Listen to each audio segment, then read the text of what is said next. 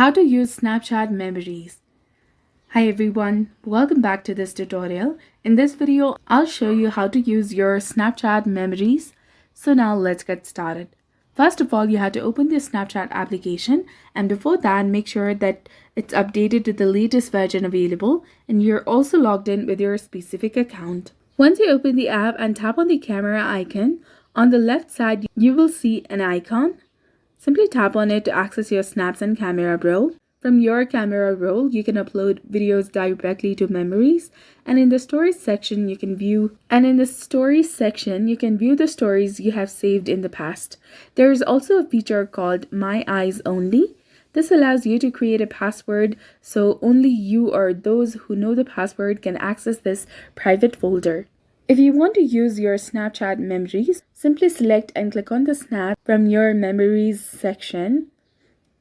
And from here, you can edit the snap. Click on the three horizontal dots in the top right corner of the screen, and you will come across various options. You can delete the snap, hide the snap to My Eyes Only. You can favorite the snap. You can also set the snap to favorites.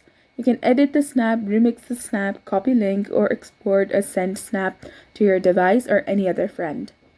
If you click on this drop-down menu, you can crop this picture, you can set a timer, you can add filters, and after you're all set up, if you click on stories, this snap will be added to your story. You can also export this snap to WhatsApp or other social platforms. You can download it on your device and you can also copy the link.